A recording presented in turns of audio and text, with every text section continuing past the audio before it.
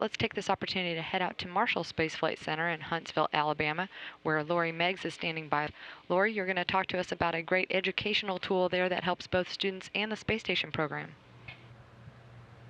That is right, Nicole. Flight controllers here in the Payload Operations Integration Center go through months, even years of training and certification. And all of that begins right here where I'm standing. In the room behind me is called the Lab Training Complex, and it is a mock-up of the U.S. laboratory. But that's not the most interesting thing about it. The most interesting thing is that it was mostly built by high school students. It's part of a program called High School Students United with NASA to create hardware, or HUNCH. And joining me now is Bob Zeek. You are the co-founder of HUNCH. And tell us how all this got started and what it's all about, Bob. Well, you know, HUNCH, the acronym, High School Students United with NASA to Create Hardware, was started back in 2003. So we're in our 10th year anniversary this year. So it started on the basis of we didn't have any training hardware to train our astronaut crew in Houston or our flight controllers upstairs. So we came up with the notion of going to the high schools and getting them to build training hardware that we use every day in our operations. A unique thing. Let's look at some of the hardware here. Well, what we've got, we have quite a few different curriculums we support. We have computer electronics. Basically, these are utility outlet panels, power bricks. This is a test model here we use to do a lot of different checkouts for software control and things of that nature. We have rapid prototyping through a CAD drafting class, 3D rapid prototype print, machine shop. We have lots of machine parts here that the kids do CNC machining on. I bet they get excited about this too. Tell us how many schools are involved in this. We have 53 schools across the nation, 18 different states we represent. Our areas include Alabama, Tennessee, Mississippi, Louisiana, Texas, the Midwest, a few on the East Coast, and just sprinkled, throughout the continent. So. And I mentioned you're the co-founder. You and someone at Johnson Space Center actually came up with this idea. In 2003, myself and a guy named Stacy Hale out of Houston. He's basically the guy that controls the money, and he's made it happen. And we have to give him a big round of applause for supporting us in that venue. So. Touched a lot of students. What else do we have here? I talked about sewing is our biggest one. The schools in Houston do a lot of sewing. I don't do any sewing, so that's impressive to me. Cargo transfer bags are quite valuable in space, and we have 200 of those flying now that this high school built for European Space Agency, and they're flying them in their space projects. So it's not just training. This is actual flight hardware. Flight hardware there, that is correct. And then we have welding. Welding supports a lot of our framework you see behind us. It's amazing what the students could do to get that erected for us and delivered and set up, and pretty much to scale.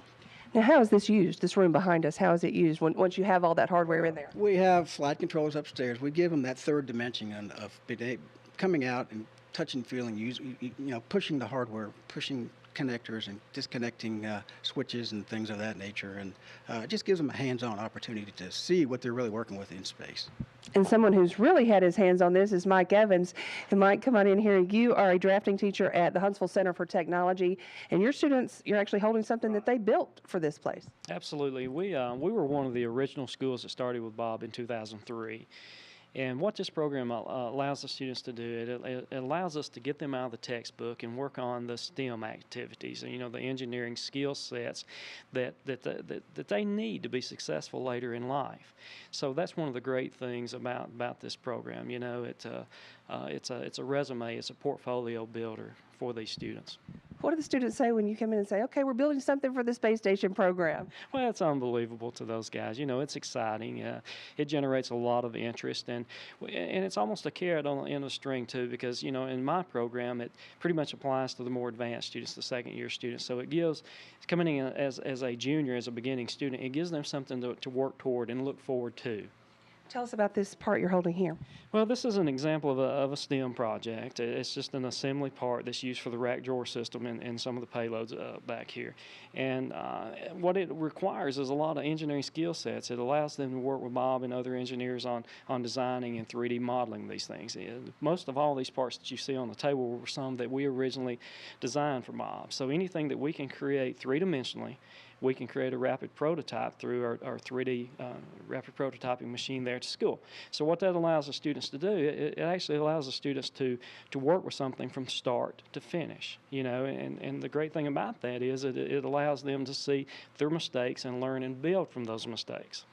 Starting a new school year next week. Any big plans for the space station program this time? Well, just whatever comes across the table. We're always excited to get that work in for the students. And again, it gets them out of the textbook, and that's something that in a normal high school setting they just do not get to experience.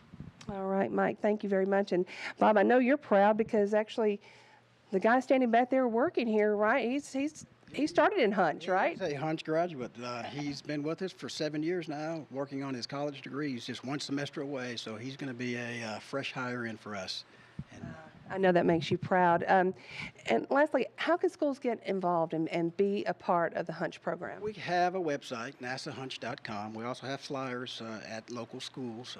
The interest is available to all the different schools that want to apply. There is an application form online, and we review those once a year. And then if you're a candidate, will come to your school, visit, make sure we got the right stuff in place, and try to get you on board. I'm going to go practice on my sewing skills or something like that, Bob, help you guys out. Thank you so much. A great program, the Hunch program. And let's take a live look inside the Payload Operations Integration Center.